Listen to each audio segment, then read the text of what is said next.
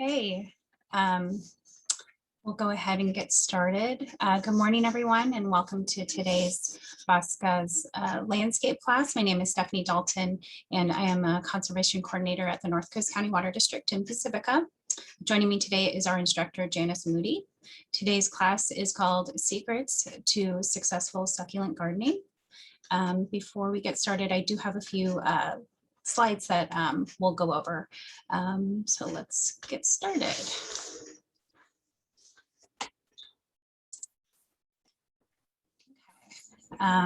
First, I just want to mention that everyone will be muted by default to help with noise control, but you will have the opportunity to ask questions using either the raise hand function or the chat feature Q&A. You can find those functions on the bottom of the screen.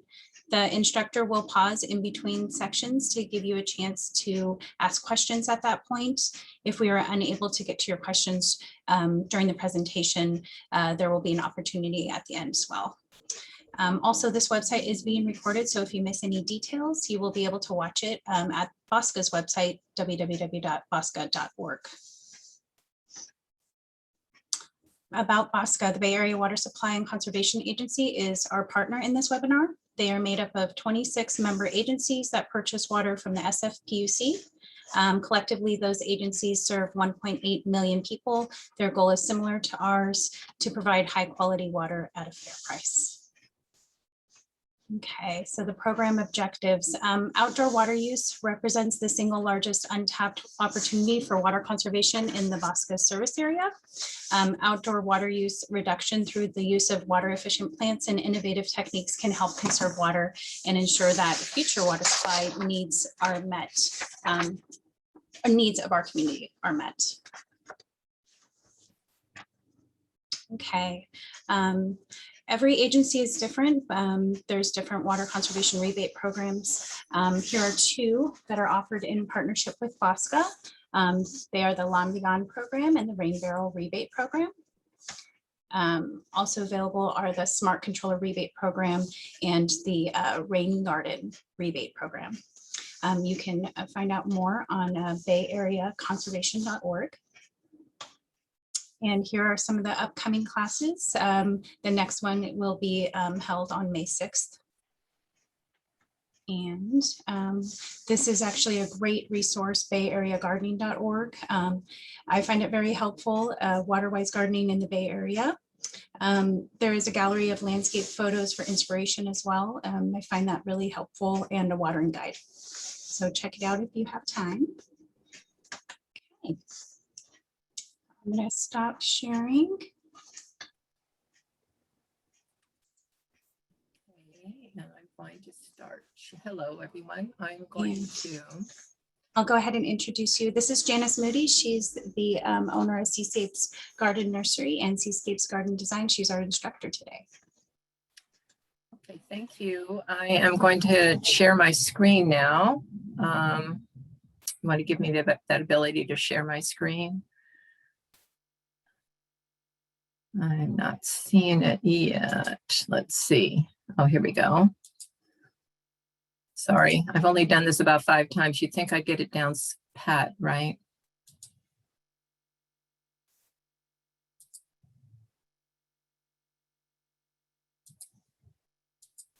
Okay, are we there now? Looks great. Looks good. Okay, I think I'm seeing everything I need to see right now. Good. So welcome everyone out there in Cyberland. And thanks for joining me today to learn more about growing succulents in your garden while also conserving water. My ultimate goal today is to share my knowledge and spread my enthusiasm for gardening to all of you.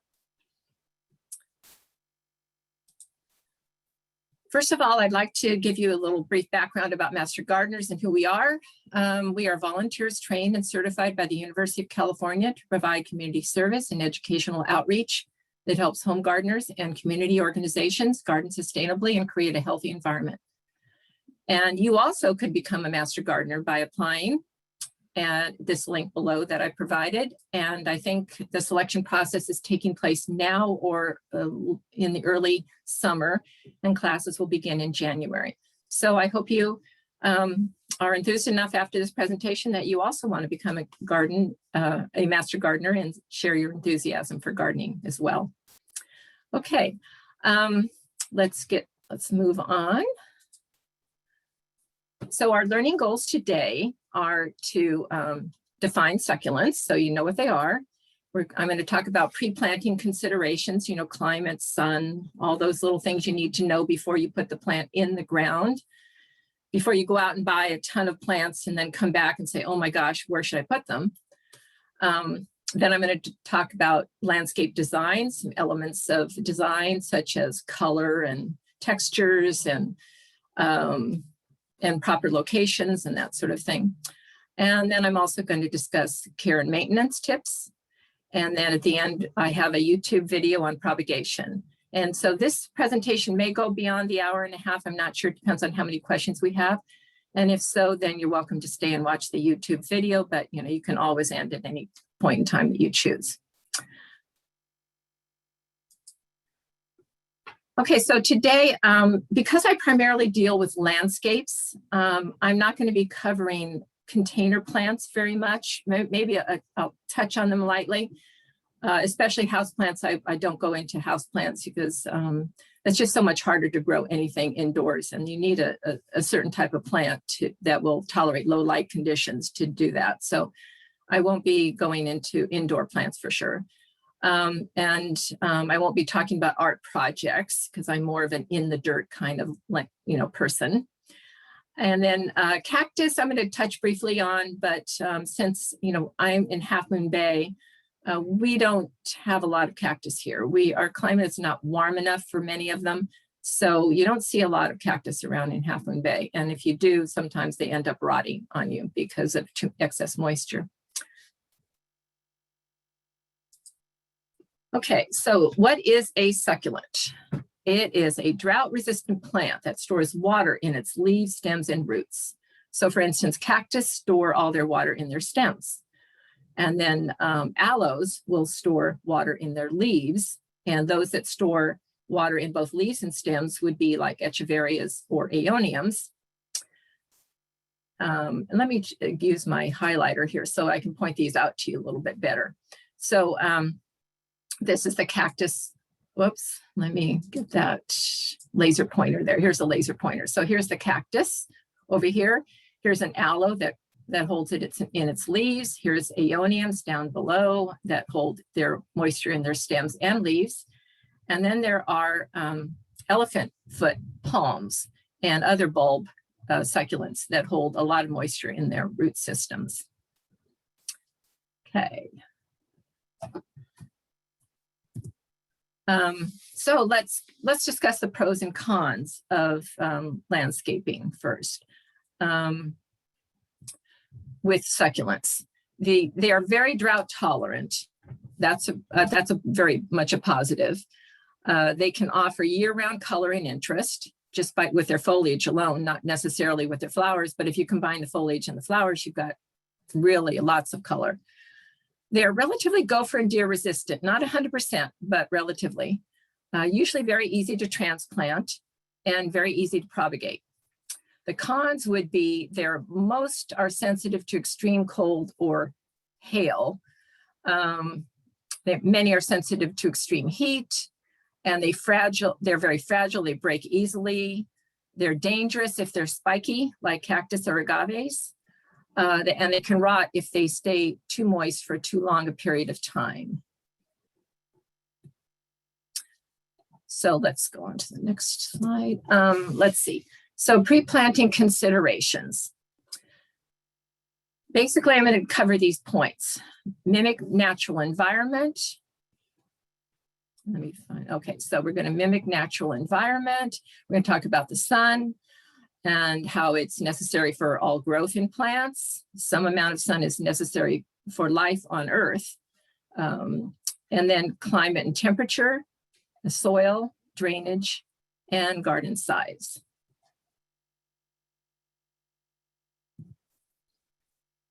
First of all, when you come home with a plant, it's a good idea to find out where that plant is naturally from, because that will give you a good indication as to what its needs are. For instance, On the left here, you'll see these spiral aloes growing in the mountains of South Africa. Now, you would think this would be a very, very hot environment, but the altitude is so high, it's not extremely warm there. It's actually can snow, and these aloes can get covered in snow and survive. But if they get too warm, they're not happy. And now this is a Dudleya down here growing out of a crack in a rock, and they grow on the sides of Devil's Slide over here, and they fall off easily. So they're used to a very well-drained, rocky environment. And over here, you've got some agaves, and these I found in Arizona, Sedona, Arizona, just growing in very poor quality red clay soil. So that's an indication that they don't need a lot of nutrients when they can grow in severe, harsh temperatures like that with very poor soil. That gives you an idea of, how you want to grow yours.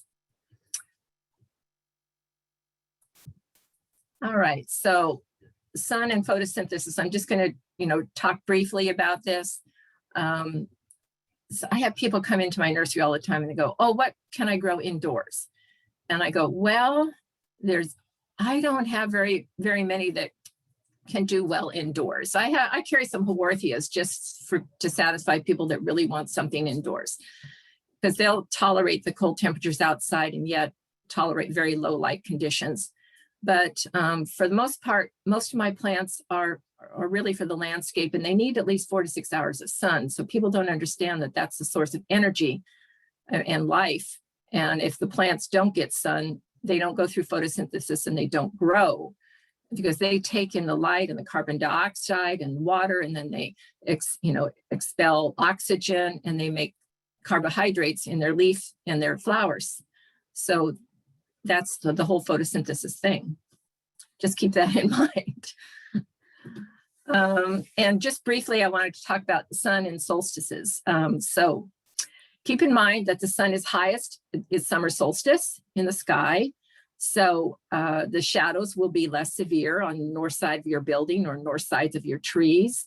But in the winter months, the shadows are much deeper because the sun is much lower in the sky. As you can see here, this is the winter solstice, really low. So the shadows are really big large on this side of the house. And the summertime, it's much higher. So the shadow is lessened. So if your plant is growing in the winter months, like aeoniums do, you might want to give it a little bit. You may not want to grow them on the north side of your building, especially if you have an overhang there.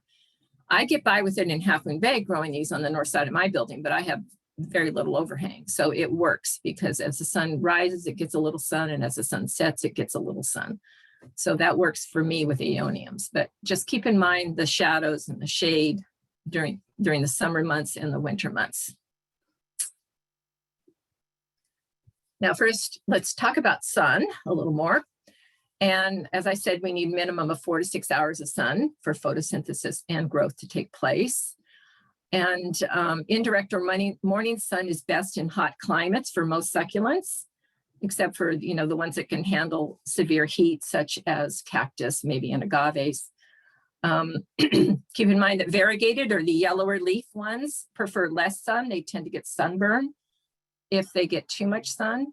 And more sun actually improves colors in many cases. And here's an example of an Echeveria elegans grown in full sun. See how tight the rosettes are? Now, this is the same plant I found underneath a bigger plant, and it was not getting any sun except for the very tips. These little tips were sneaking out and getting a little bit of sun, and so they started forming rosettes.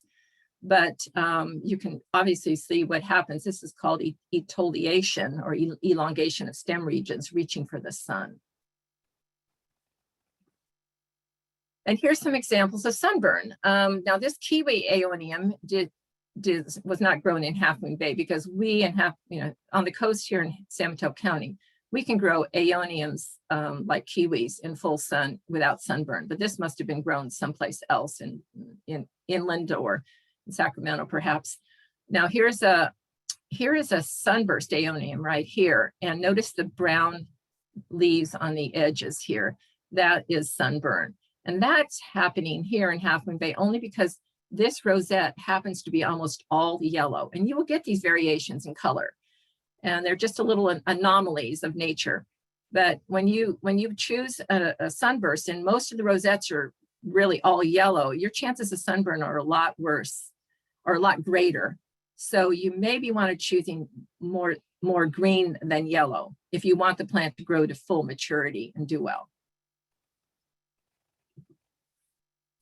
Here's some shade-tolerant favorites that I do, and I choose in Half Moon Bay. The Echeveria Conte over here, Kiwi Aeoniums here, and the Sunburst and Mardi Gras Aeoniums, and the Swartkop Aeonium here.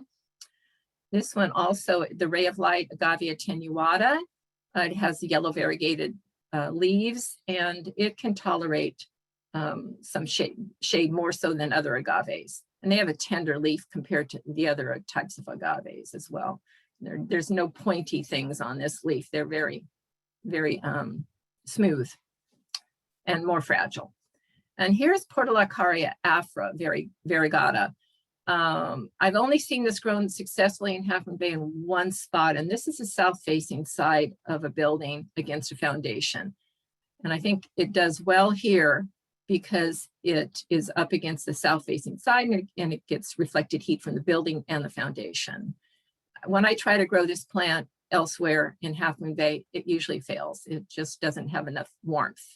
I think it, it's from Africa, so it's called elephant food, by the way.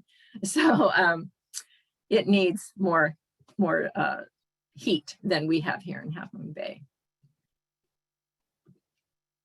Here's some sun and heat-loving succulents. I said I would talk briefly about some cactus, and so here I am talking about golden barrel cactus, beautiful cactus.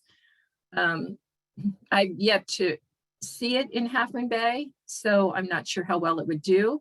I have grown one cactus here successfully, but when I planted it in the wintertime, it was a very poor choice on my part, and it rotted. So if you're going to plant these, do it in the, do it in after the rain cease, so you don't overwater it and rot it initially. Now it's doing okay, the other cactus that I planted.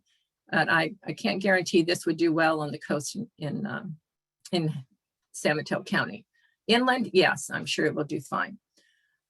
Here's Euphorbia Sticks on Fire. It's very bright, very large. In San Diego, they're just huge. They're all over the place and growing huge, but they have much warmer weather, and they do much better down there in warmer climates than here in Half Moon Bay. This is an Opuntia, and it's a very pretty cactus variety, but again, I'm not that familiar with it because it requires a lot of heat and sun, and we don't have a lot of either here in Half Moon Bay. In fact, we haven't seen any sun for 2 weeks here, and it's getting very depressing. So, and here's some assorted agaves that usually thrive in heat and sun. And then down here is the Portulacaria afra again. Now this is the green leafed variety, and it can tolerate more sun than the variegated yellower leaf variety. Now let's touch on climate and temperature. The vast majority of succulents prefer moderate temperatures between 60 and 80. So if you live somewhere where those temperatures don't vary much beyond that range, it's perfect for most of these succulents. Very few actually grow in the desert or freezing conditions. Now, if you do encounter an occasional frosty night or hail, for instance, here's what you can do. You can just cover it with row cover like I did here. I heard on the weather report we might get hail. So then I went out and I placed this row cover over everything, and the light still gets through and the rain can still get through, but it'll repel the hail and protect your tender plants, because these aeoniums right here will get pits in them. You won't see the pitted marks initially, but you will see them later on. And this Agave attenuata also gets very pitted as well, very tender leafed. And this is a Calandrinia or rock purslane, and you can see the effects of it. It is really marked up. They all recover, by the way, and probably if a few months, you probably wouldn't even notice them because they grow new leaves and things disappear as things get bigger. Here's some other cold hardy succulents. So in general, the characteristics for cold hardy succulents are they have deeper root systems, such as aloes, this aloe, spiral aloe here, Polyphylla, or they have, you know, and the sempervivums down below here, they have deep root systems, and they don't have a really juicy leaf either, so that helps protect them from cold.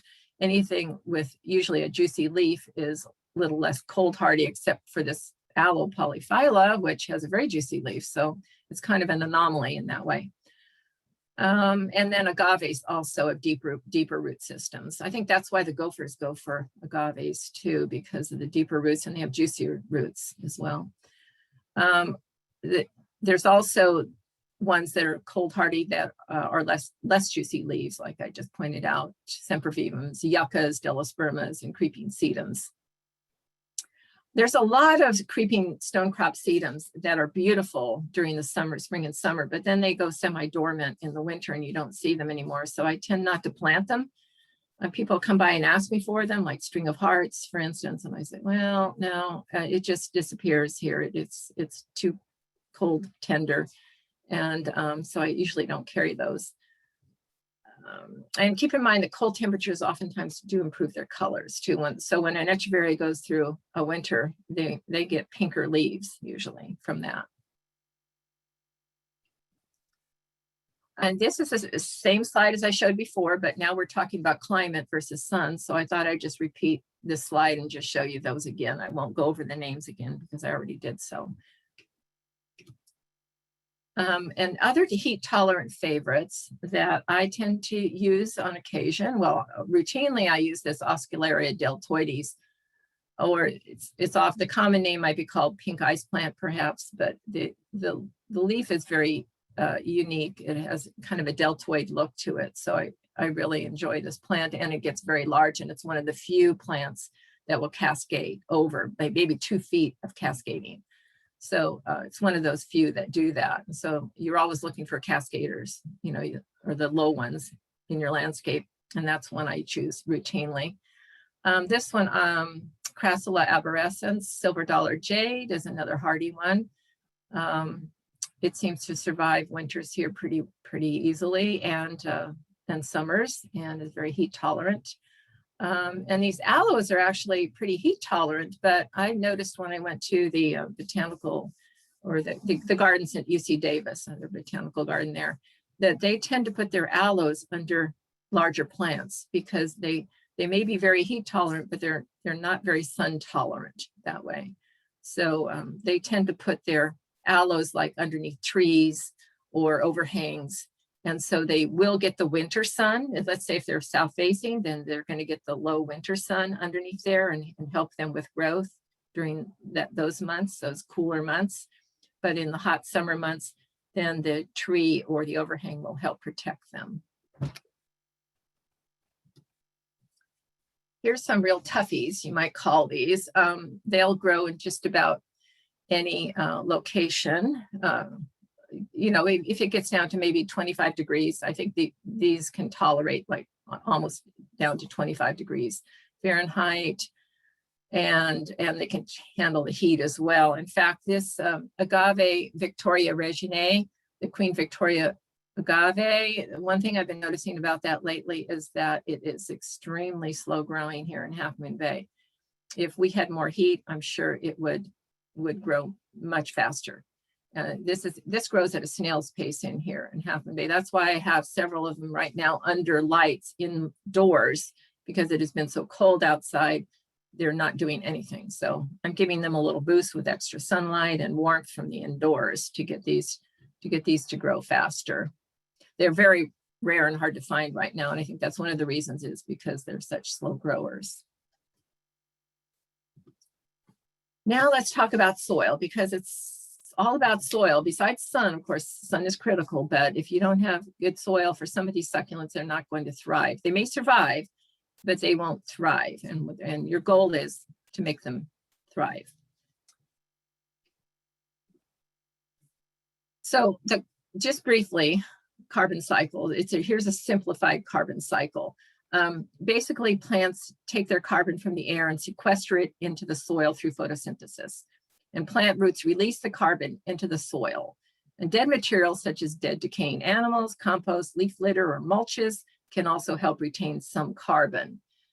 And some carbon is also released into the atmosphere through this decomposition process. But if you have all the elements for sequestration in place, and you don't disturb the soil too much, then you're going to store more carbon. And I highly recommend watching Kiss the Ground. It's a Netflix documentary, and it talks about how we're depleting our sequestered carbon in our soils because of our farming methods, our conventional farming methods, and how that's kind of tending to change back to the old methods that our grandparents and great-grandparents used, which is maybe less disturbance of the soil and more organic matter being added to the soil to help with this carbon sequestration, because you want to feed the soil life. And if you feed the soil life, then in turn that soil life helps to sequester the carbon and retain the carbon in the soil. And then that soil life, those microbes in the soil actually release nutrients to your plants when your plants need it, not necessarily when you throw synthetic fertilizer out and they don't necessarily need it at that time of year. And now this gets on to this next slide, which is on soil food web. So I was just referring to how the microbiome in the soil works together to actually give the plant what it needs when it needs it. So if you leave your leaves on the soil, you add compost, you add a little micro bark or sawdust or something to the top of the soil, the way nature intended things to be done. Or, add a little manure, because animals would always be walking along and leaving their little doo-doos along the way. So you want to kind of mimic nature, and then with these microbes, and if without these microbes, all life on Earth would cease to exist. We have I don't know how many pounds of microbes we have in our own guts, and if without them, we would cease to exist. So microbiomes are critical to life on Earth, and we want to be kind to our microbes and feed them what they want. And they want dead organic material on top of the surface. They eat roots. So they basically don't like bare soil. Bare soil is a no-no. You don't want to leave your soil bare, because it's really going to be harder to grow things. And there's also like more microbes in 1 teaspoon of healthy soil than there are people on Earth. So think about that. There are far more beneficial microbes on Earth than pathogenic. And everyone says, oh, I don't want to touch dirt. It's so dirty. Well, there's a ton of beneficial microbes in that dirt. And it's really good for you. And it's, so, you don't want to avoid them, Don't go out of your way to kill the microbes, because you're killing the beneficial ones as well as the pathogenic ones. Ideal soil composition. So a lot of people come to me and they say, oh, will these succulents grow in my soil? I got really hard clay soil. And I go, well, and I'll show them a sample of this soil that I keep. I keep this soil.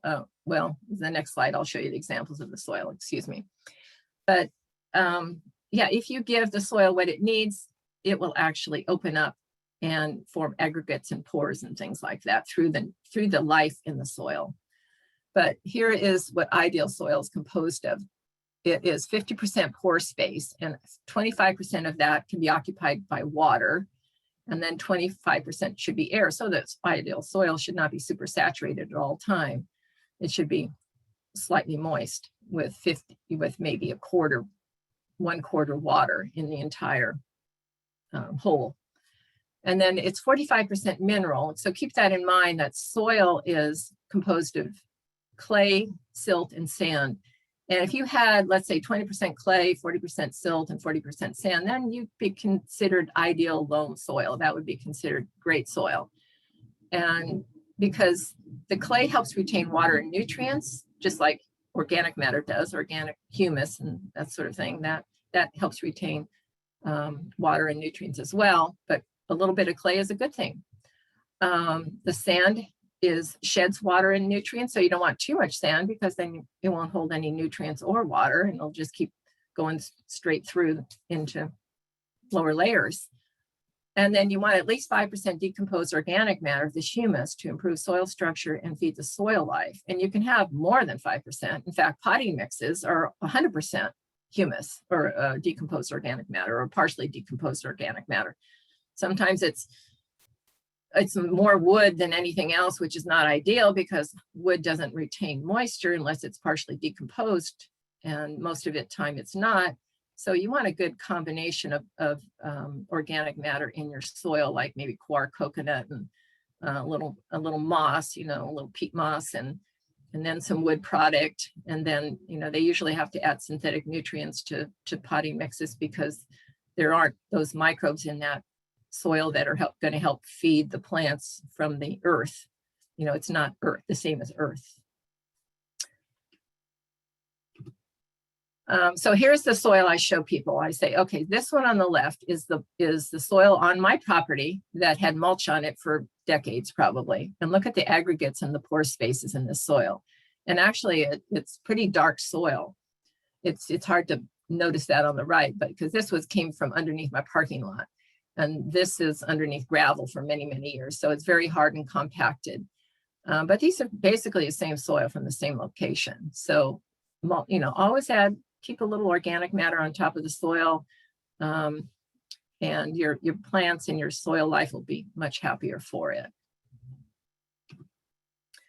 Now, this is what I call heavy clay soil. If you had soil that you could mold into like ashtrays, that's what we used to do as kids, make ashtrays out of this stuff, then this is the kind of soil you would need to amend because it is moldable.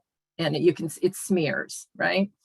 Then if you had this kind of soil, then I would add 3 to 4 inches of the following: 1/3 fine redwood or wood shavings, 1/3 quality compost or aged horse manure. I'm a fan of aged horse manure. Not everybody can get it. 1/3 pumice, coarse sand, or very small lava rock. And so that's what you would need to try to till into the first 6 inches of the soil for succulents, because most succulent roots are about 6 inches in depth. And some are deeper. Agaves and aloes have deeper root systems, but for the most part, a lot of them just stay on the surface. You also want to make sure you've got proper drainage. Don't plant next to a downspout because that will make it far too wet, especially if you have a foggy climate and your downspout is active during the summer months with foggy water, fog drip. And if you do notice that your downspouts tend to tend to go onto an area of your property and keep it far too wet, too long, then you can always add like a drainage pipe. In this case right here, I planted over here, and this area was far too wet for this succulent strip that I planted. So we just took this pipe and we put it onto the end of the, I'm drawing a blank, but a downspout. And then we just diverted it over to the driveway so that it wouldn't go in that other direction. And here, this happens to be a raised bed that was part of the landscape already. So this was perfect. And in fact, this, I'll show you more pictures of this landscape here. It is the ideal setting for a succulent garden. Everything thrives in this garden because it's got perfect environment, climate, drainage, everything. And then down here, what I did to improve the drainage was I mounded the soil up. This is over in Ocean Colony in Half Moon Bay, which is really smeary, terrible clay soil. And so here we imported soil and we created a mound, and this was growing very successfully after we did that. Let's move on to garden size. Okay, so now I mentioned in the beginning that succulents are very susceptible to breakage. They're very fragile. So you don't want to create a really deep bed of succulents, because how are you going to get in there and clean things up without breaking things, right? So you want to make sure that you either, do it in a narrow bed, maybe 5 feet or so, something that you could reach 2.5 feet into from one side and the other. Usually a 5-foot bed is about the maximum width you want to go if you can access it from both sides. In this case, in the front of my building, here, this is about 4 feet or 5 feet. And so I have a little space behind here where I can step and clean things out. So there's about 6 inches of space where I can creep in there and clean from behind. And over here, this is a raised bed planter that I can reach all sides at just by walking around it here. Also, just take note that there's an 18-inch wire fence around this area on Main Street here because we had dogs coming along and just jumping in and breaking things all the time. So this, if you put up a little 18-inch barrier, little border fence here, that just tells the owner of the dog this is off limits, and it also discourages a dog from jumping over, you know, that high. That does help things considerably. And I also just redid my front garden bed here at my nursery, and I chose to raise it up about 1 foot with some rocks. So I put a rock border around my other garden bed, and it seems to deter the dogs from jumping up and messing up things. So you can also add paths to make things more accessible, so you can do some cleaning. This is a neighbor's garden of mine. A neighbor of mine on Poplar Street here in Half Moon Bay. It's on the east side of Highway 1. And I don't have the address, but you might want to take a peek at it sometime because you can see it from the road. And it's beautifully designed. I did not design it. I can't take credit for the design, but I did help her with the health, improving the health of her plants by encouraging her to add some mulch and horse manure a couple of times a year. But she has a lot of paths in here, which are beautifully done. And then this client of mine, I suggested putting in steps in between here. And these are accessible steps because she has a very hard time walking. Their oxygen tank. So this really helped her gain access to her garden with these large steps that she had put in. And then in this garden space, you'll see these little footprint stepping stones. I thought those were really cute. So you could walk around this on these little stepping stones that look like footprints. Okay, so I've talked a long time. So Stephanie, do we have any questions? So not at this time, no. Okay, maybe we'll just move on then. Okay.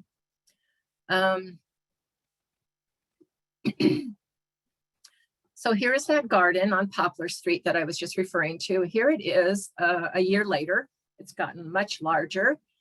I just think it's beautifully done. So I always show it as an example of one of the ideal landscapes, I would call it. So today in the design basics, I'm going to talk about color and contrast first, and then shapes and textures, and then heights and layers. And this is that garden I spoke of on Howard Avenue. Here, the address is here, 717 Howard Burlingame. It's just doing wonderfully. I can't believe how big everything has gotten, even these sunburst aeoniums. I've never seen them get that large. I think they have perfect soil, perfect sun, and perfect drainage here. And that's why everything is just growing so prolifically. I have to go, I do go over there like a couple of times a year just to thin things out because it gets so overgrown. It's amazing. That doesn't always happen, by the way, with other gardens I've done where the water may not be ideal, the climate's not as ideal, the soil is poorer, but they have everything going for them here. Color. First, we're going to talk about color. This is a fellow master gardener, Cynthia Nation's backyard, and she just loves her backyard color. She is always out there fiddling and tinkering and deadheading, and look at the result of that. It is amazing what she's got going on there.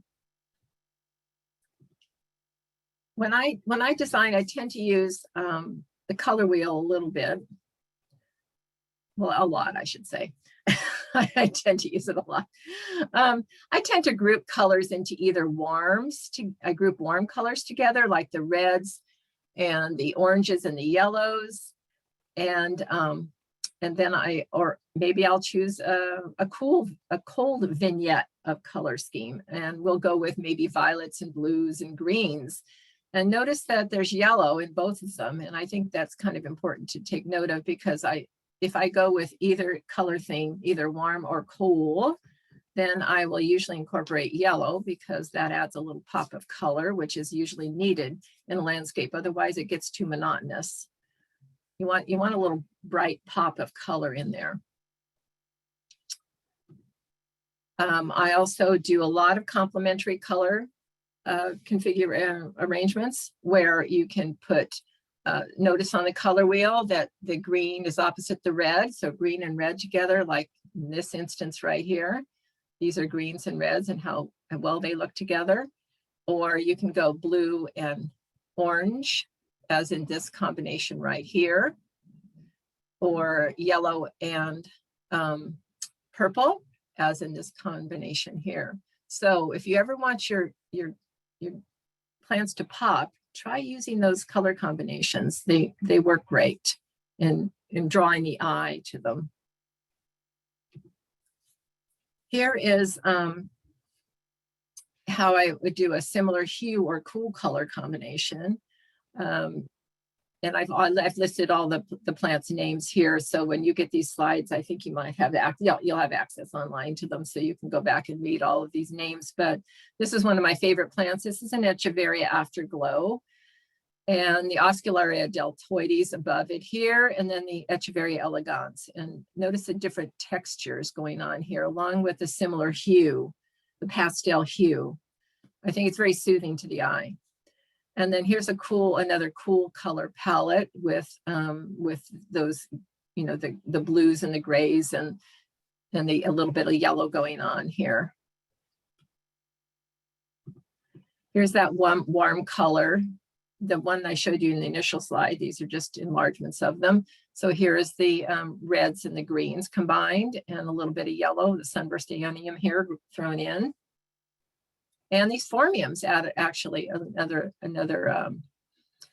little touch of pink in there, little red pink combination.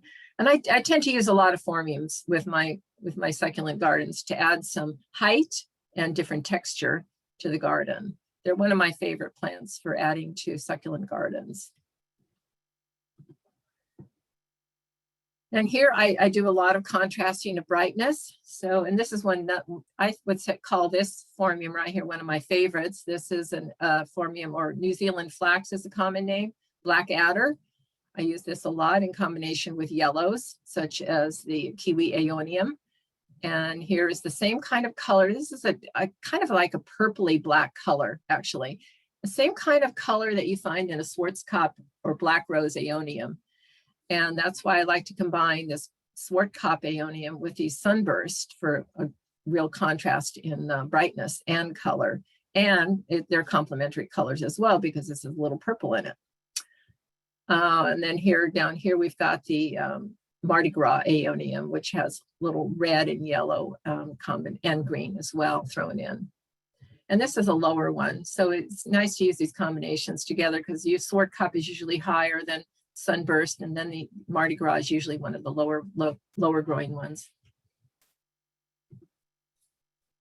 So be sure you add shape and texture to your garden. If you use just Echeverias in your garden, it would be pretty boring.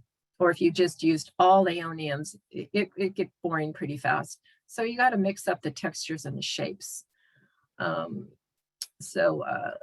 think we're good. Now, I'm not going to probably go into this, but this is the Ruth Bancroft garden over in the East Bay.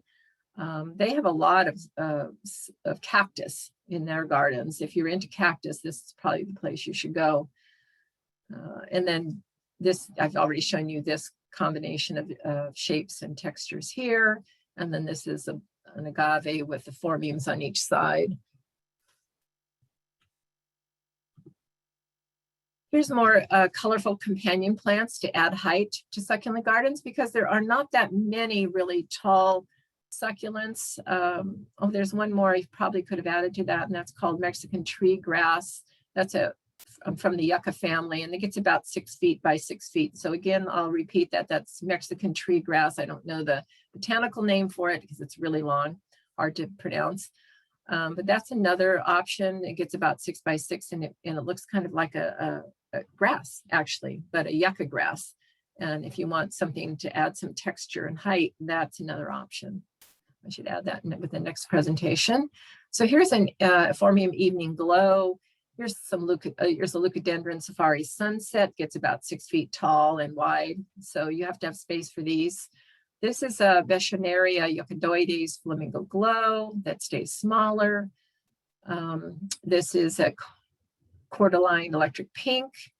Cordylines seem to work okay in this pot, but when I put a cordyline in the landscape, it's harder to grow. I think Phormiums are just easier to grow than cordylines, in my opinion. And then here's a Leucadendron Safari Gold Strike, which also adds brightness to the garden and as a backdrop. And then there's my favorite Phormium Blackadder once again.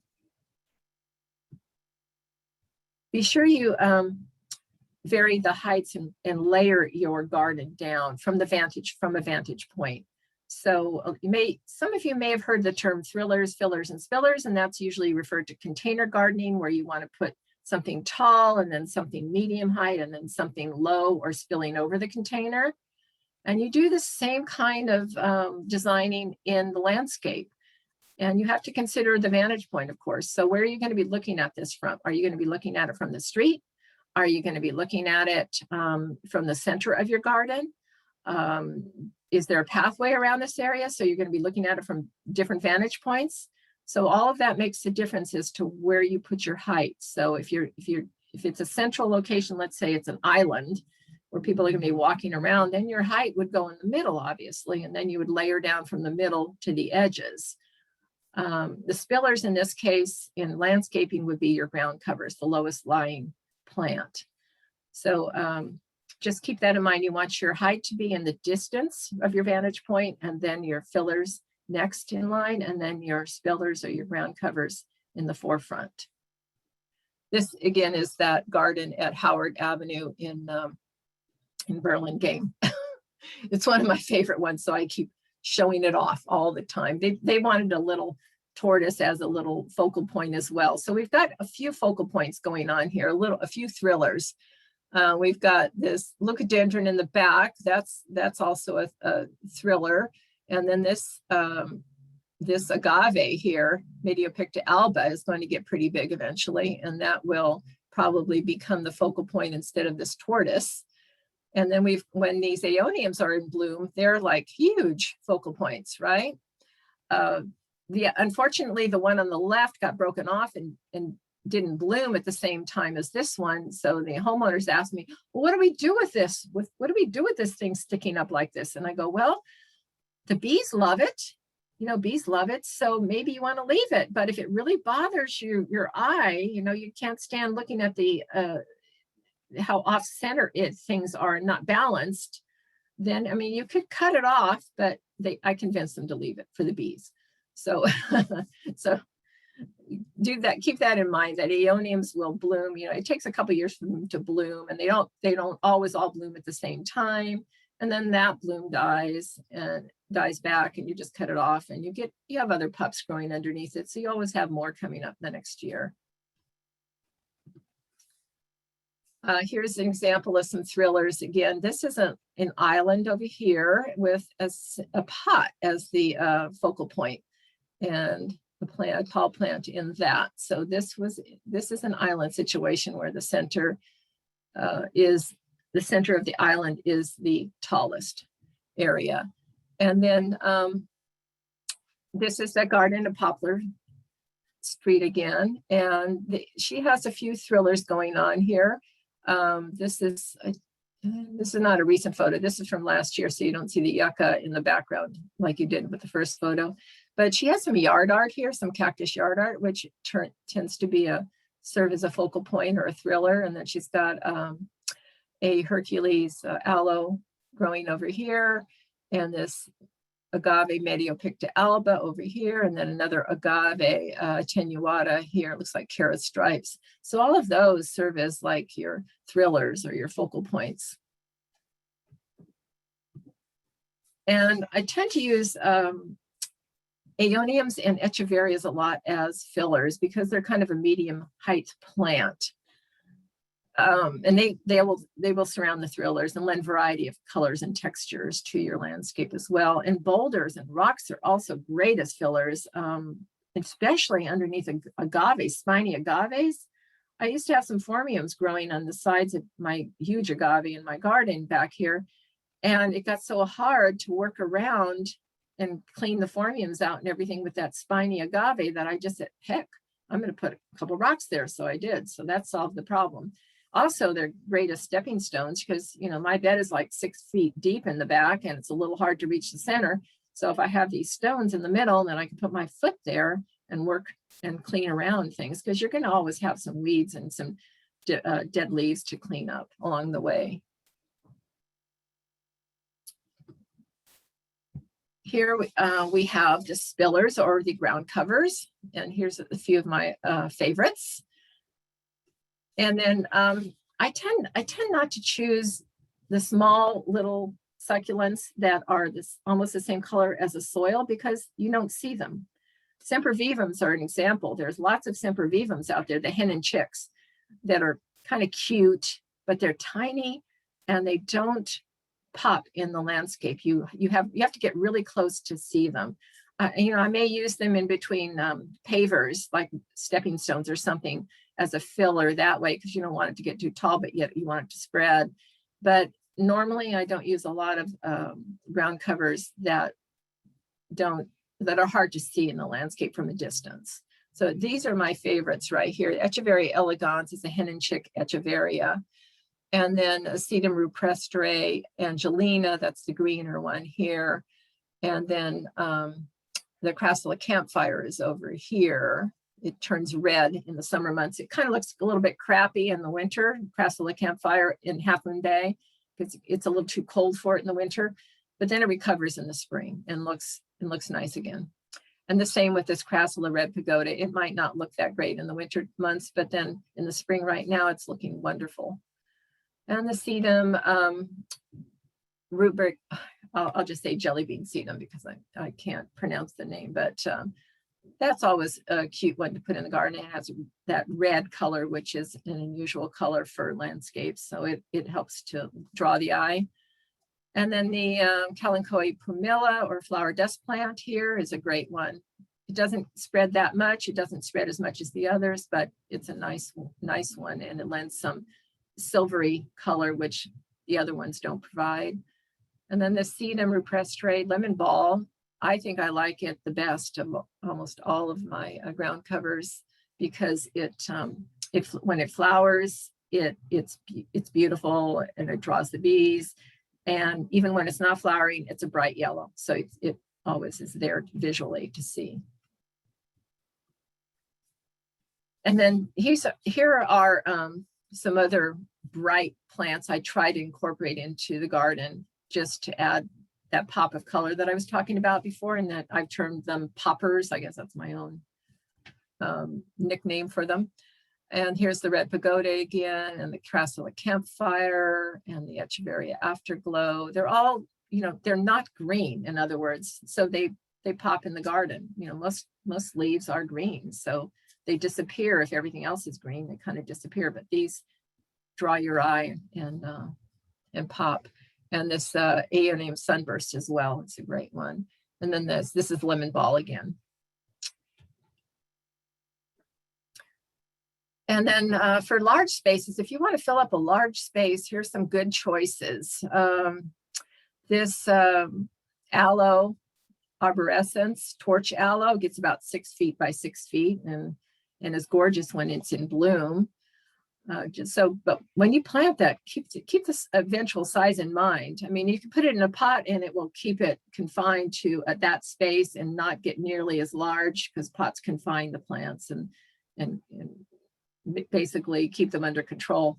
But in the landscape, you've got to prepare for growth. And this Calandrinia as well, it's a great one here in Half Moon Bay. It blooms with these pink magenta flowers almost all year long. And the only disadvantage is that it's sensitive to hail, so it recovers from that. And then after about a year or so, it gets a little stemmy and too big. So then you cut it back to just this little ball of stems, and you do that in late winter, early spring, and then it comes back again looking beautiful. And so I'll let you read all of these other names when you go back and review the slides for the other ones that I have listed here. This is examples of my demonstration garden in the rear of my nursery here at, I'm in Half Moon Bay on Main Street. So come on by and check out my demonstration garden anytime. It's behind the building. It's not, you can't see it from the street, but my nursery is there. So you'll see the nursery and then you'll notice the demonstration garden behind. Feel free to take a look. I have labels on all of these plants. Here's my beautiful and stunning spiral aloe, which is my pride and joy. It's not full grown yet. I think it has about another foot to grow, but it loves that spot where I put it. And it's a very happy camper. It's not the easiest thing to grow, but it loves it there. And then here's the other end of my demonstration garden with my array of light agave attenuata. And then here's this giant agave of mine. It's only 5 years old. So people will always look at in amazement at this agave and they say, how old is that agave? And I go, it's just 5 years old.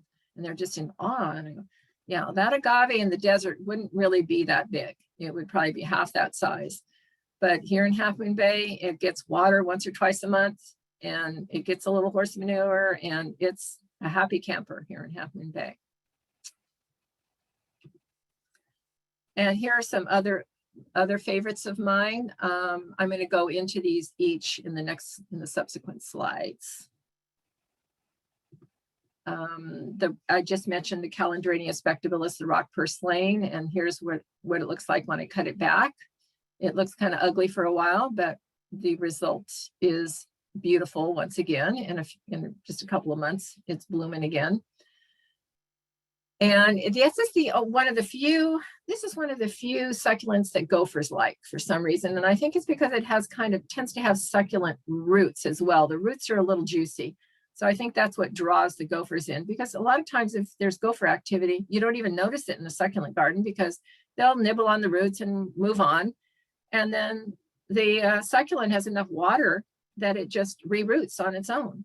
And so you don't even notice that a gopher has been nibbling on the roots. But some instances it will take out a plant, and Calandrinia is one of them. Other people have found that agaves are susceptible because they have that juicy center with somewhat juicy deep roots. And so I have seen or heard of gophers taking out agaves as well. This is my Aloe Polyphylla spiral again, and keep in mind, it doesn't like a hot climate, so it's really happy in Half Moon Bay. They get a little brown chipped in pots, so you got to protect them from the sun when they're in pots. But if you choose the right location for them, mine gets morning sun, and it's elevated and it's near a rock, which maybe helps provide some additional warmth at night. I'm not sure, but it seems to be happy in its current location. That's my most expensive plant, the spiral aloe. And because they are so hard to find. I think the only other plant that is more expensive right now is the Agave Queen Victoria. And I think that's because they are just such slow growers. And then here's that Queen Victoria on the right here. See how beautiful it gets once it's full grown? I have yet to see one full grown around here, but I can't wait for mine to get that big. And then here's some other favorites of mine that don't get huge in the landscape. This Agave Blue Glow, and this Agave Blue Flame here, and this Agave Quadricolor down here. It stays about 18 inches. The others get about 3 or 4 feet in width or height. Here's my Echeveria favorites, the Afterglow here on the left, the Conte here, Elegans, and this is Lady Aquarius. It has a curly edge.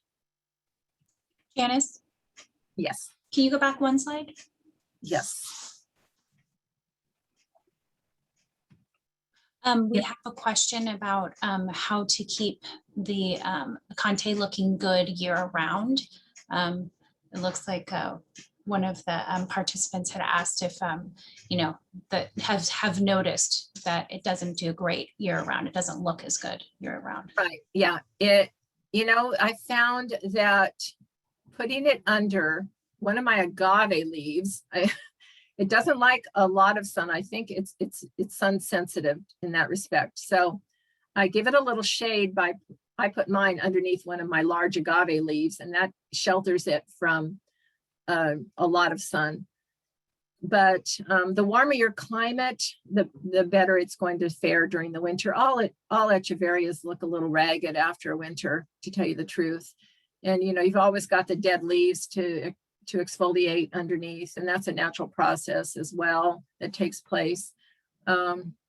Yeah, they're a little tricky because they're just such a pale, you know, when they have less pigment whenever you have less pigment in a leaf, the harder they are to grow usually. And that's the case with the very yellow sunburst aeoniums too. They're much harder to grow because there's very little pigment in their leaf. So yeah, that's my best suggestion. I'll go on to the next one. My aeonium favorites, I think I've mentioned the sunburst as well. Here's sunburst, Mardi Gras, Swart Cup, and then this is kiwi. And then again, my ground cover favorites. The one I didn't mention previously is this one in the top. It's called Sedum confusum. It flowers early spring and is real pretty, and it spreads really easily. It's pretty hardy in the winter. I mean, it survives the winter without too much damage or anything. Whereas if you get to these crassulas, these two crassulas, they kind of get a little black spotty and stuff in the winter time, but they recover in the spring. Now, for those of you interested in adding pollinators to your garden, here's a list of the ones that attract the most pollinators. That Calandrinia, the one that gets really large with magenta flowers, that's a great bee attractor. So you might want to plant one or more of those. The Aloe arborescens, the one that gets huge, 6 feet, the torch aloe, that attracts a lot of hummingbirds. And the aeoniums, usually when they bloom, they usually have bees all over them. And then this Sedum Autumn Joy is just beautiful. It has a beautiful, I think it's the prettiest bloom out there in terms of succulents. Now the leaf, it's kind of semi dormant in the winter. You won't really see it in the winter. Then it grows back in the spring, and then it blooms towards the summer or autumn. That's why they're called Autumn Joy. But they are really pretty one to include in the landscape, even though you don't visually see them year round. So any other additional questions, Stephanie? Yes, actually, we had a question about what would be the most gopher resistant succulents that you could recommend people having trouble with, Okay, well, I would say all succulents are pretty gopher resistant. The ones that I mentioned during the course of my talk, the agaves tend to be more susceptible, but you know, I've had my demonstration garden in the back of this building here for 5.5 years now, and I've never had a gopher in it. They go straight across my parking lot and go straight to the front of towards Main Street, and seem to be attracted to the poppies out there. I've always had poppies growing, so they tend to skip my garden and go straight for the poppies. But I do have moles, and maybe people are confusing gophers with moles, because moles will churn the soil, especially if you amend the soil with some mulches or manures or things. That improves the soil life, that improves the microbial life, which in turn brings the insects in and the worms, and then the worms start making little tunnel systems in there and help aerate the soil. And when you have all those worms there, guess what? You've got moles usually. So you may end up with moles. That does churn things up and is unsightly, but I usually just kind of stamp it down with my foot, because it's usually along the edge, the border that's where moles usually go. They usually tend to go along the edge of borders, and that's where you raise tunnels. And I kind of just stamp them down, or take the soil and just throw the soil back in the middle. So the agaves that are most sensitive, I mean, the succulents that are most susceptible to gophers, I'd say, would be that Calandrinia, which is the rock purslane, or agaves, or maybe aloes, because they also tend to have like juicier roots in them. But otherwise, if there is gopher activity, they usually eat a little and move on, and you probably don't even notice the damage to them, because they regenerate. They regenerate their roots because they store all their water in their leaves. Great. Okay, and one more. How do you control aphids in succulents?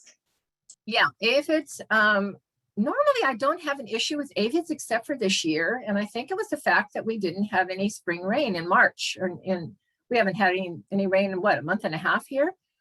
And so I've noticed some aphids in my garden, and I said, boy, that's unusual, because usually the healthier the plant, the more pest and disease resistant they are. And I usually don't get any pests, hardly at all back there. Maybe the only pest I deal with is snails. I'm going to mention that later. But I did see aphids this year. So I take a hose, and I'll with a forceful spray of the hose, I will, spray them off as best I can. And then I amended the soil with a little my horse manure sawdust mixture that I get from Soil Farm down the road, and watered that in to make the plants a little more, a little healthier and more pest resistant.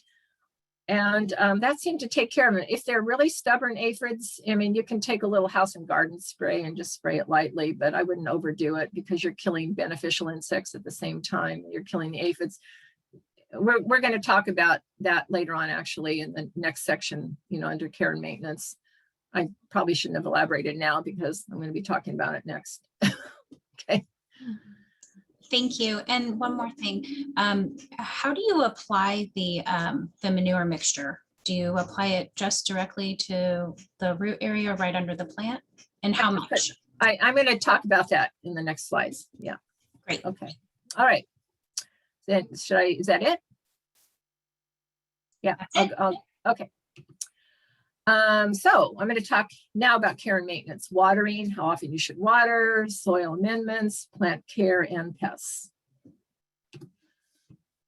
All right. So watering, the most important thing to remember when watering succulents is to water them well to at least 6 inches in depth, and then let them dry out between waterings. So they have to be like, if you had a moisture meter, it would read 0 or almost 0 at 6 inches of depth. Or you could stick your finger in there, that's just 3 inches, right? And if it's dry, then you're good to go to water again. Don't keep them constantly moist. If you keep them constantly moist, you're going to notice rot, and I will show you what rot looks like. Mornings are best usually to water. I usually water by hand with one of these water breaker valves, water breaker nozzles. These are Dram 400s, and they're great for distributing water evenly and forcefully. And this is a moisture meter, but there are several on the market. This one tends to break. I've broken more of these than I can count. So I have another one that I'm trying out now. And then the hand watering helps to wash off the pests too. And then the drip irrigation that I prefer to use is something like this. It's a 1/2 inch instead of 1/4 inch. So the spaghetti tubing that comes out of this 1/2 inch pipe usually, that goes to individual plants like this. I'm not a fan of it because it tends to break. It only tends to water 1/2 of the plant maybe, and not the entire zone. Because when you're watering the garden, you want to water not just the individual plants, but the soil as well, because you're watering the microbes. Microbes need what to live? They need water, nutrients from organic material, and they need air. So those 3 things they need. So you want to water the soil as the entire zone, not just the individual plants, so that you're feeding the soil microbial life, and in turn the soil life feeds the plants the nutrients they need when the plant calls for it. And then, if you stress these succulent gardens or certain plants, keep in mind that actually will turn them brighter colors oftentimes. A lot of times, if you stress a crassula, it turns redder. So just keep that in mind. If something is real red for a really long period of time, you may be underwatering, but I'll show you signs of that as well. This system right here, by the way, is called Netafim, Netafim. And the emitters are built into the tubing so that it saturates the entire zone when it waters. And you may want to consider this subterranean Netafim, because that way, since the mulch we're going to be applying, I'm going to talk about mulch soon, is so thin that a lot of times these tubing shows, you might want to consider putting it under the soil level. And there's one that can be subterranean in nature, and you might want to choose that one.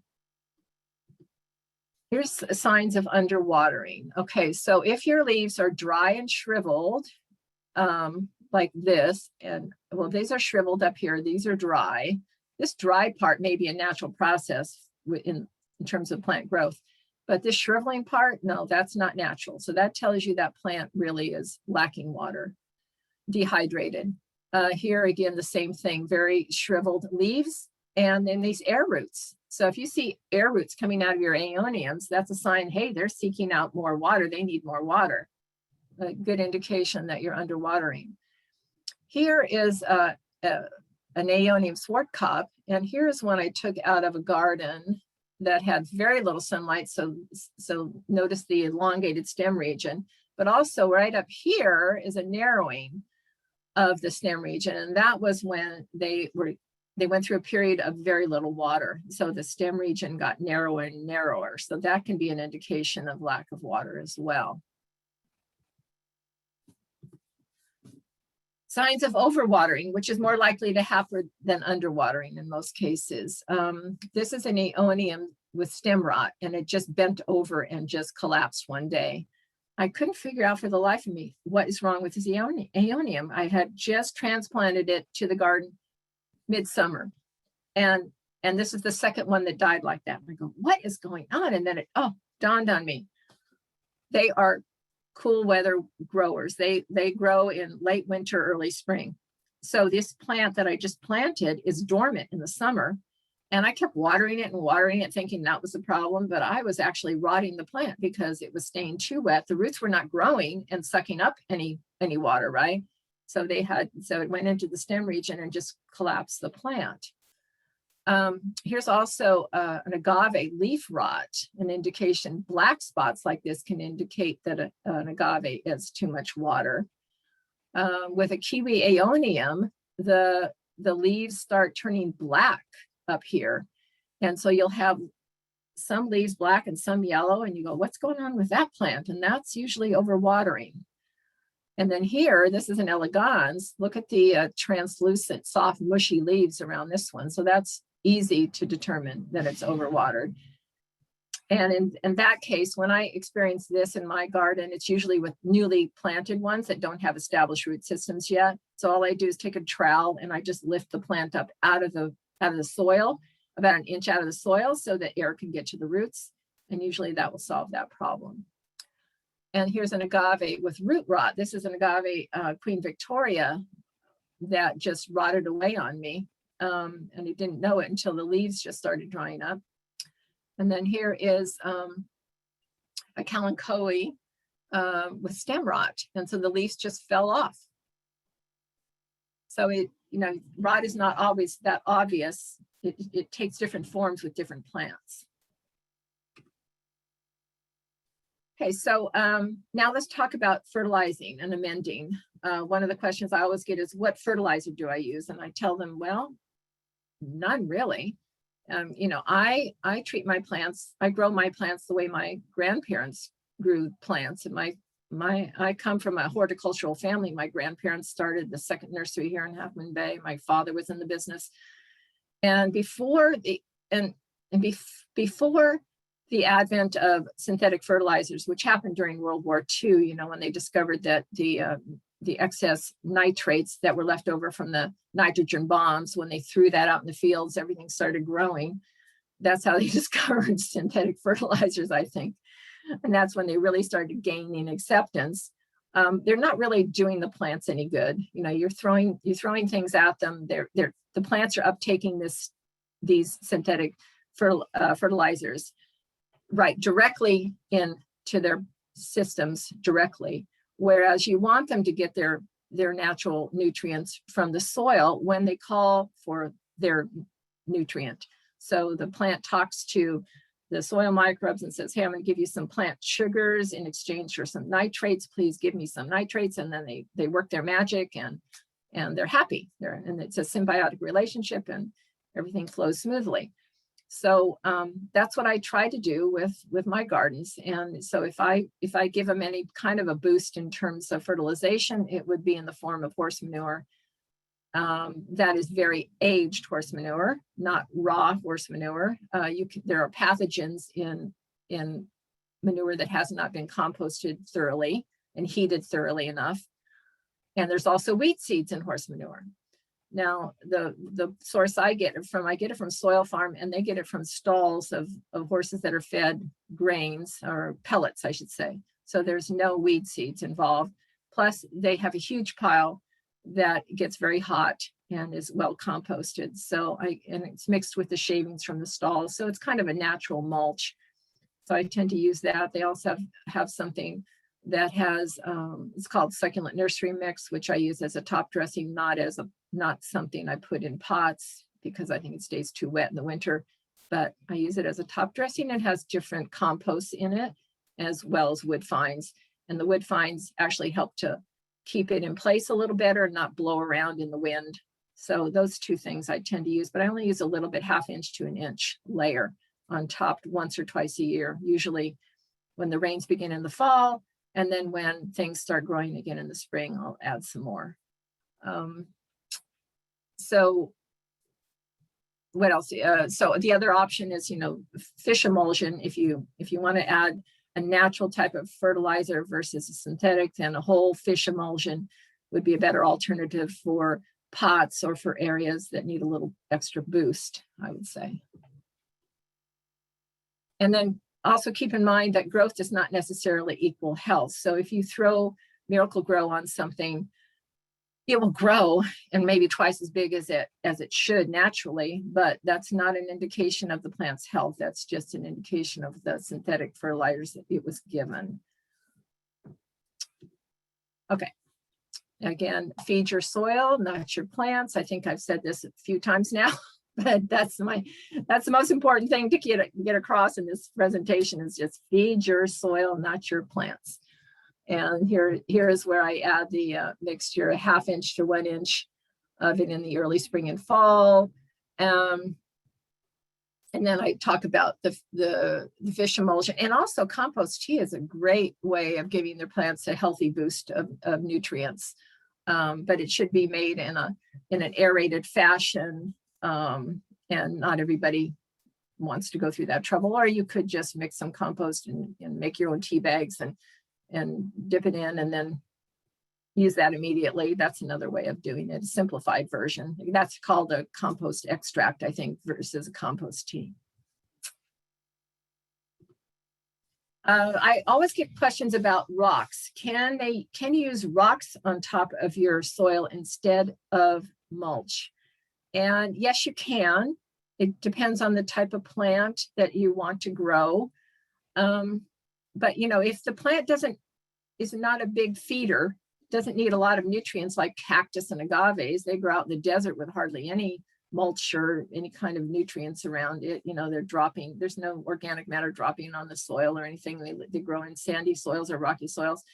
Yeah, you could probably do that successfully. But as a rule, I don't use rocks. I use rocks primarily as a border, as a buffer zone around my gardens to keep the dogs from jumping into the gardens and messing up the succulents. And in that case, I would put weed cloth underneath it to minimize weeds coming up through the rocks, because you're always still going to have weeds. Unless you put a really thick layer of rock, you're going to still have some weeds popping through. And then when you pull the weeds, the rocks tend to get mixed with the soil and kind of make a mess and get churned in. And then you have to separate the rocks out. And anytime you want to change out a plant in the garden, you have to move the rocks away manually. And then you have to put the rocks back again and maybe wash them off. And to me, it's just kind of too much trouble, in my opinion. I know there's one a landscaper online on YouTube that you may want to watch, Laura Eubanks. She's great. She's a great designer, and she uses rocks in just about every landscape of hers, and she likes to put ribbons in. And I'll show you a picture of one of her designs in the next slide. But she uses rocks quite a bit, and that's in San Diego. It's a drier climate. And she tends to use a lot of agaves and aloes and things like that don't need as many nutrients. And she doesn't really use a lot of that. For tapestries, it's a bad idea. It's not a good idea for tapestries, because if you're putting the plants really close together in tapestry layout, then the rocks are going to impede their spreading. So here's the pros and cons. I've listed them here for you. As I said, they're best suited for the plants that don't need a lot of nutrients. They're best for specimen plants versus tapestry plants. They can possibly overheat the roots in hot climates, and they do suppress weeds, but also wood mulch can do that if you add enough of it. Of course, in succulents, I don't recommend adding a thick layer of mulch with succulents, because the mulch could retain too much moisture right near the base, and that could add to the rotting of the plant. So, my mulch and compost combination is only a 1/2 inch to 1 inch at the most, and I keep it away from lower leaves so it doesn't get the leaves too wet. And then if you get gophers or moles in a rock mulched area, oh my gosh, you have to deal with the critter, right? And then you have to remove all the rocks, clean the rocks, put the rocks back. So in my opinion, it's not worth the effort, but yeah, it's up to you. Okay. Oh, it's also fireproof. So that is a good thing. In fire-prone areas, that's a great alternative to use rock mulches versus wood mulch.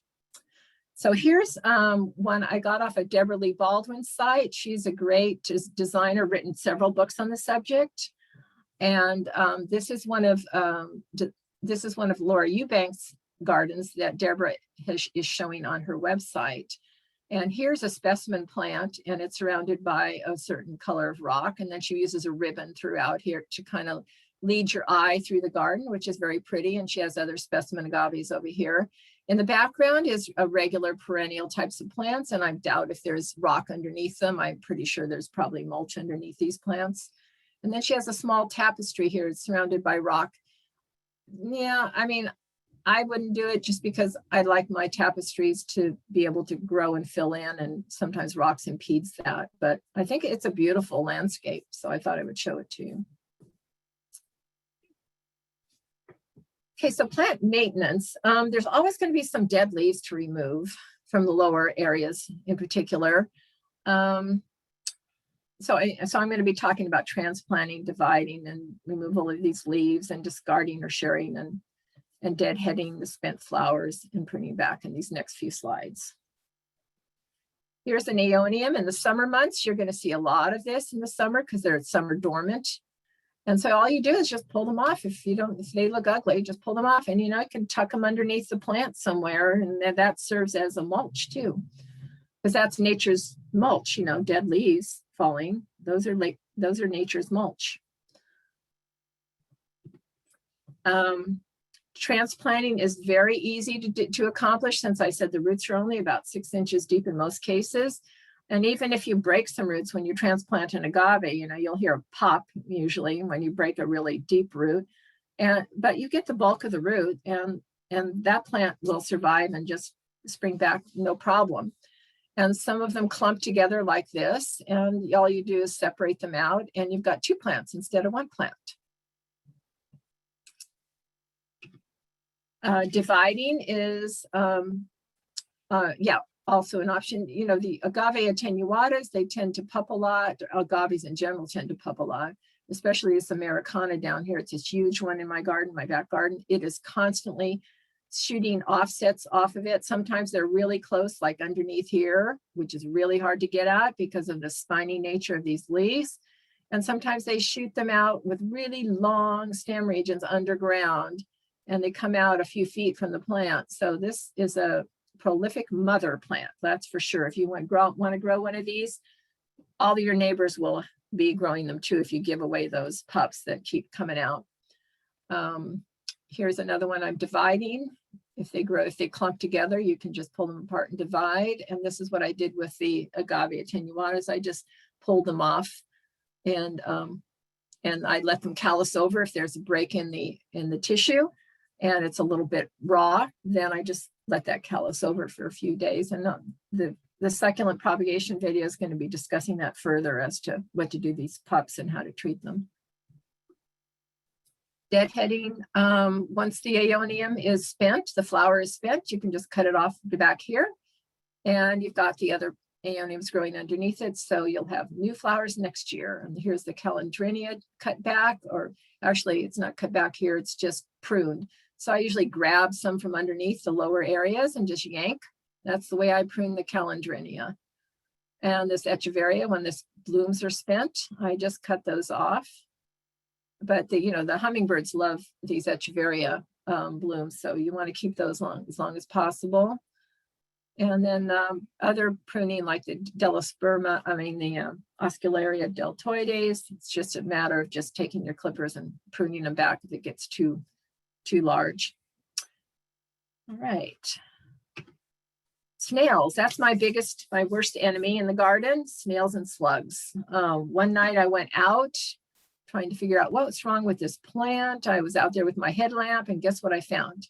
Probably about a dozen snails on this one little senecio plant. Oh my goodness. That is a favorite of snails. So of course, in this instance, I just grabbed them all off and squished them and moved it away from the area it was sitting in because obviously the snails were coming from underneath a protected area. So you look for their hiding places and you usually can squelch them that way. You look underneath the leaves here for them hiding underneath the leaves during the day, and they come out at night, and that's when you're going to catch them.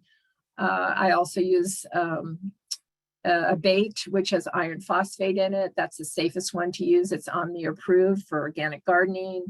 A Sluggo is one brand of that I use routinely. If I have a real problem that I can't pick off at night, then I'll use Sluggo.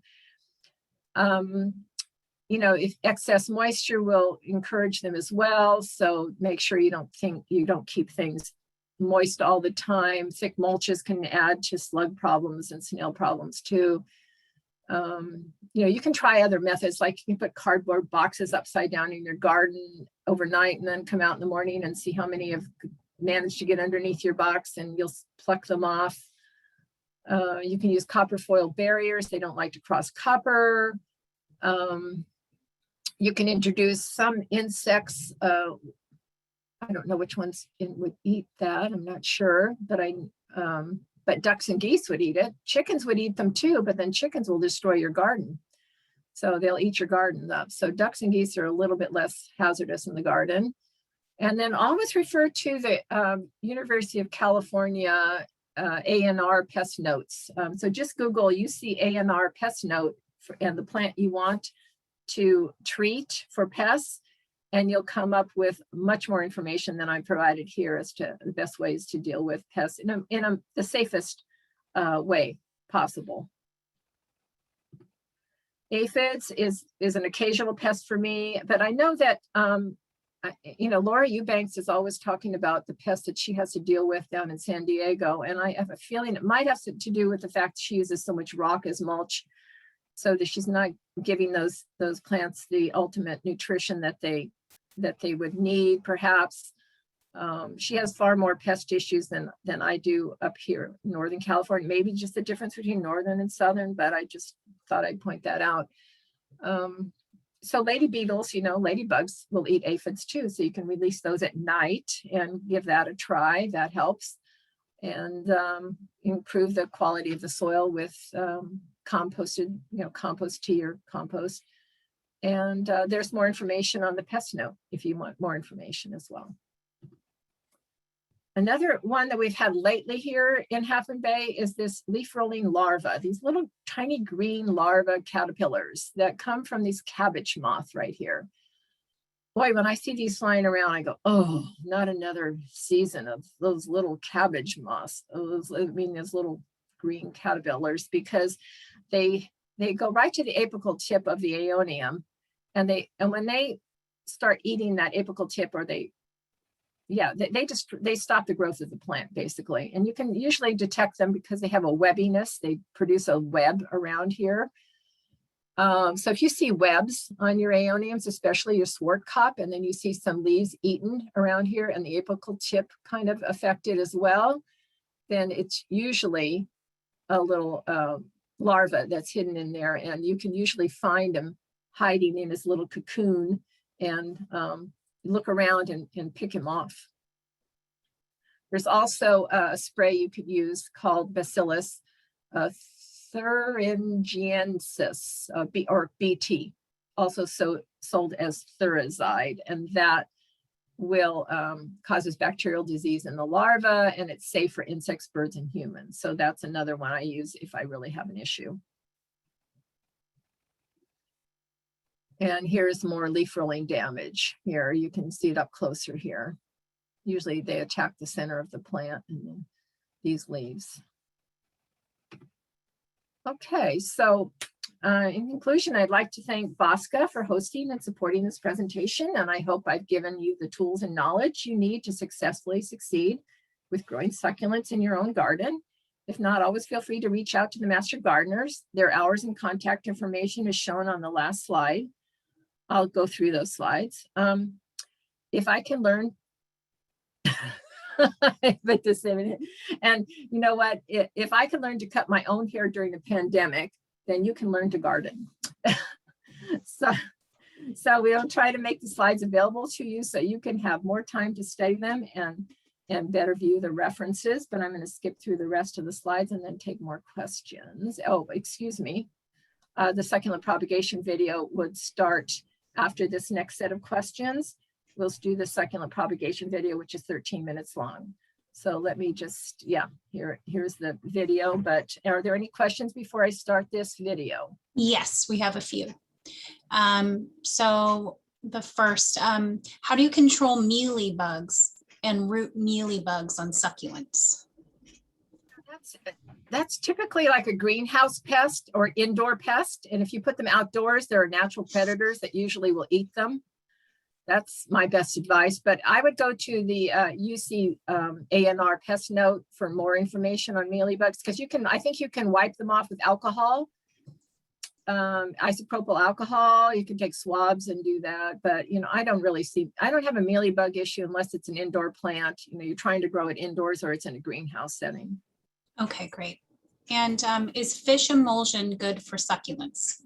Yes, fish emulsion is like a whole food for the plant life, and it's not synthetic fertilizer. It comes from grinding up whole fish, and so it's a great form of compost in a liquid form. Yeah, and you want to dilute it according to the directions and spray it. You probably have to do it more often than you would do like the compost, because compost lays on the top of the surface and it feeds the soil life continually. Whereas when you spray something on like fish emulsion, it's temporary, and it doesn't last as long. Okay, great. And another question, this is in regards to the spiral aloe. This participant is from Antioch. They say it's a much warmer weather than Half Moon Bay, and theirs did not survive. When they looked unhealthy, they dug them out of the ground, put them in a pot, and after 6 months had to let it go. Do you have any advice for that? Yeah, I've seen them be killed off on patios and pots in the hot sun. They just can't take that intense heat. If you can just give them a little bit of morning sun, a couple of 2 to 4 hours of morning sun, and then keep them shaded for the rest of the day. Maybe 4 hours of cool sun. And then keep them shaded for the rest of the day. They'll be happier, and they're always happier in the ground. Plants are always happier in the ground because they have all that soil life to help feed them. Whereas in a container, in a pot, you're limiting the soil life, and the pot can actually heat up so much that all the soil life is killed, so because heat will kill the soil life. So there's much less soil life in a pot than in the ground. make sure you got good drainage. Only give it minimal morning sun and avoid the hot afternoon sun. That's the best advice for those. Okay, thanks. And that was the end of the questions. So I'm going to start the propagation video now. Okay. And let me change my mouse to, whoops, it's not letting me change my mouse to, got the laser pointer and it's not allowing me to, here, maybe here. Yeah, okay, got it. Here we go. Hi there. Today I'm going to discuss succulent propagation because it's such an easy thing to do, even for a beginner gardener. It's so successful, you're going to get a lot of reward from it. So I'm going to discuss 3 methods: leaf cuttings, stem cuttings, and by pup or offsets. There's a 4th method, of course, and that would be by seeds, but a typical home gardener typically won't grow succulents from seeds, so I'm not going to go into that. That's primarily used for cactus growing or solitary growth habits, such as spiral aloes who don't produce offsets or stems. So let's first talk about seeds. Let's first talk about leaf cuttings and how easy that is to accomplish. All you need to do is choose a plant with a juicy leaf, such as these sedums. They have a lot of water content. Or this Graptopetalum as well, lots of water in the leaves, or this Echeveria as well. And how do you know if it's a good candidate for a leaf cutting? Well, if you take the leaf and it's nice and plump and you twist it and it doesn't have any damage, visible damage to the end, then that's more than likely a viable cutting. And the same goes for this Graptoveria. You just twist it off, take a look at it. It's a very clean end, so it'll probably more than likely grow roots. The same with the sedum, very easy. The next step after you do this is to simply place it on top of some soil, and such as this tray right here is where I've propagated a lot by leaf cuttings. So all you simply do is lay it on top, moisten it with some water, keep it a little moister than it is now, and put it in part shade. Don't leave it in hot sun because that will dry up the leaves before they start making roots. So after about 3 or 4 weeks, what you're going to get is some root formation, and you may not see the roots because they're going to be in the soil, but if you pull it out of the soil, you notice there's quite a few roots that formed there, and you'll see a little rosette forming there as well. After a few more weeks, you're going to have a larger rosette such as this, and this leaf, as you can see, is shriveling away.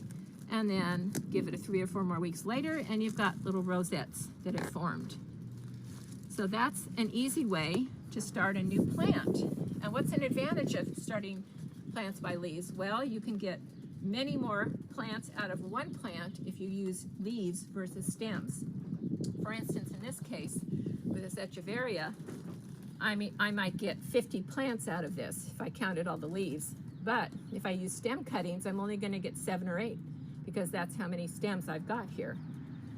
So it all depends on how many plants you have around and what you can afford to use as cuttings. And also keep in mind that when you propagate by seeds, it's going to take twice as long, maybe 3 or 4 times longer, to get a good sized plant from a leaf cutting versus a stem cutting. So you have to be patient if you're going to go use leaves. And so if you want to speed up the process, then do it by stem cutting.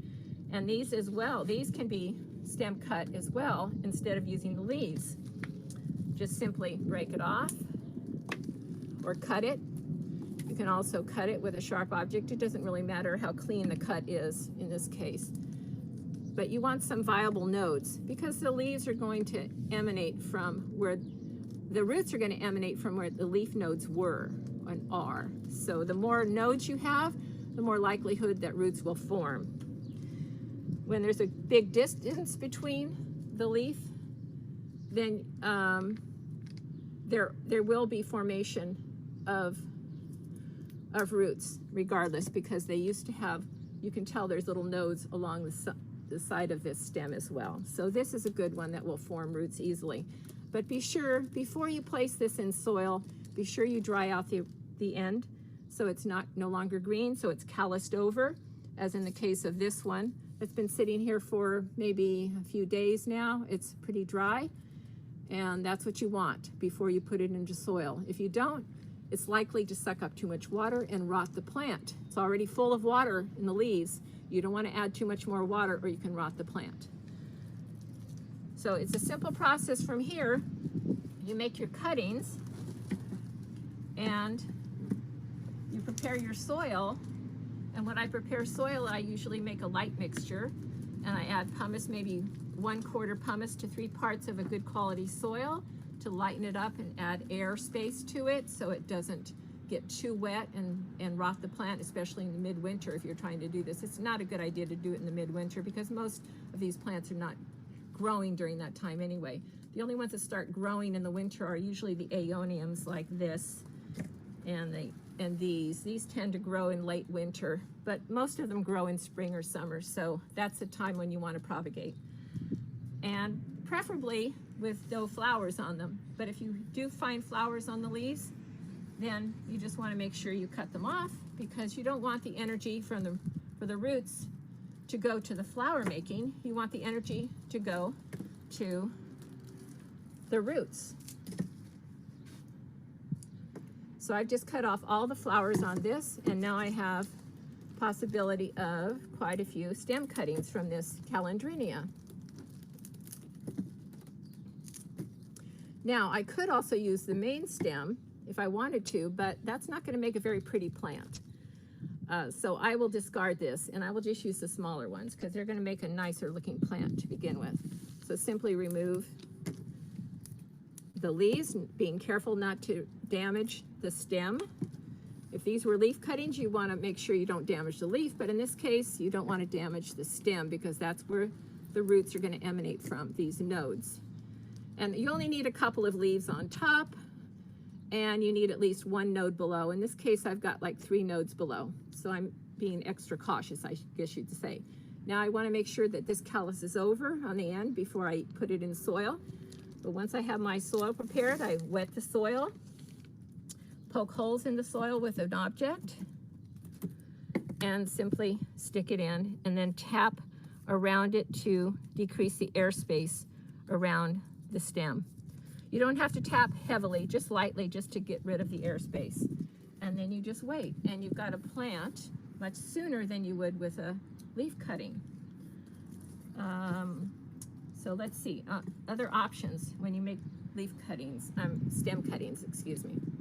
If you have an option between this one or this one, this is your better option for growth. This is a very dried out stem region. It's not going to have a lot of viability in it.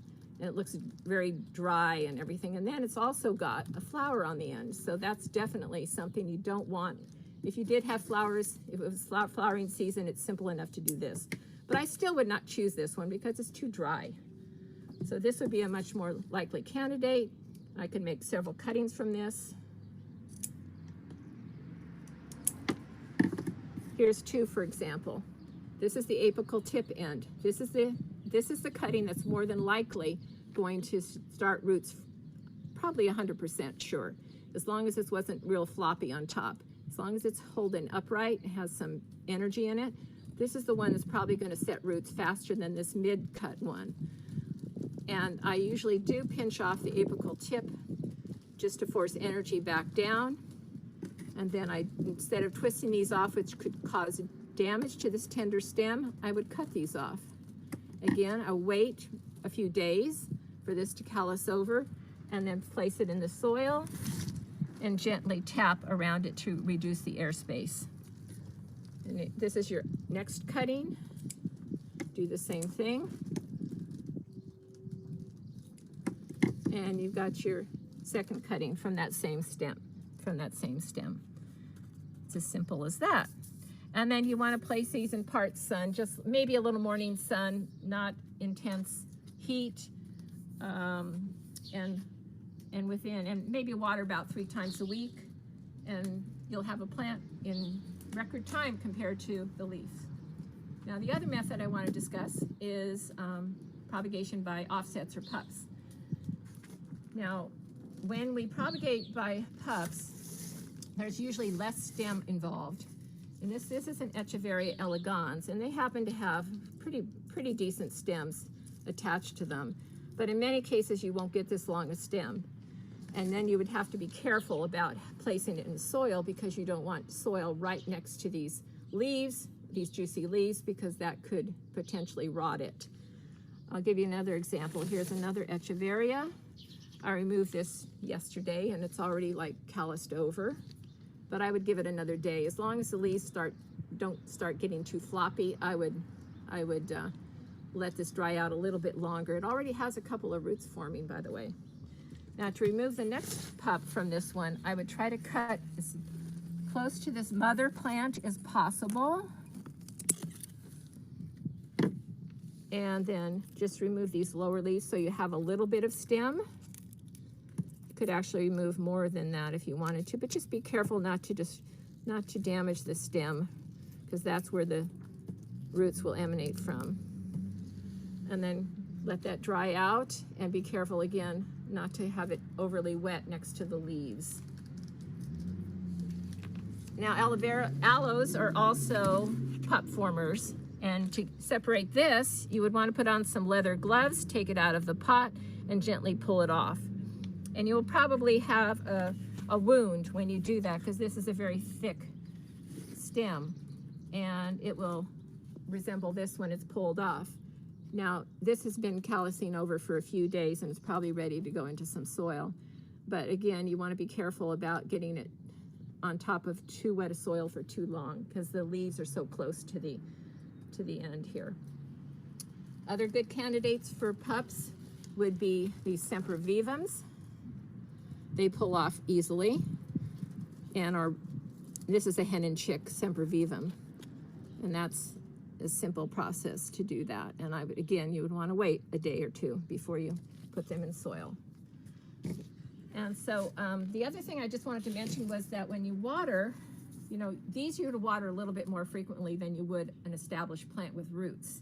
And by the way, if you're seeking cuttings and you get a little cutting like this with roots already, we've got a plant. So you're 100% there if you have roots. And just be careful not to overwater them. I usually water my pots here in Half Moon Bay once a week, and then I let them dry out completely before I water them again. In the winter time, they can get overly wet, so you be careful not to up pot too soon to the next pot size. And if you do have to up pot, go for the next smallest and the next largest, not the giant size pot. Don't give it a lot of soil to sit in for too long, because in the winter we can have days of multiple rain, and you want to make sure that they have a chance to dry out. You can even use a moisture meter like this to help determine whether or not to water. Make sure it says 0 or dry before you water again, and then when you water, make sure it says wet, and then just wait until it dries out again. Okay, I think that's it. Thank you. Okay. So, Stephanie, are we back again? We're back. Okay. Yeah, there's no more questions in the Q&A, so I think we'll be ready to wrap it up. Go ahead. So I just wanted to show you the references. I'm not going to read them, but they're there for your information, and after when you go through this again online. And then the acknowledgements as well are there. I won't read those either. But here's where you can get a hold of a master gardener. I know the phone hours may be limited now during the pandemic, but you can always email them any day. And when they do have hours at these various locations, 3 locations we used to have in Half Moon Bay at Elkis Ranch, and then the Botanical Garden, we used to have a site there, and the Veterans Memorial. Well, someone will always be there to answer emails during those office hours of ours, and maybe even answer the phone perhaps. So just give us a call or an email. We're happy to answer questions at any time for free. Thank you. Thank you, Janice. Great job. We're getting thank you messages in the chat. Thank you for everybody that's attended, and please check out the other landscape classes that are coming up on the BAWSCA's website. Happy gardening. Thank you. Bye-bye.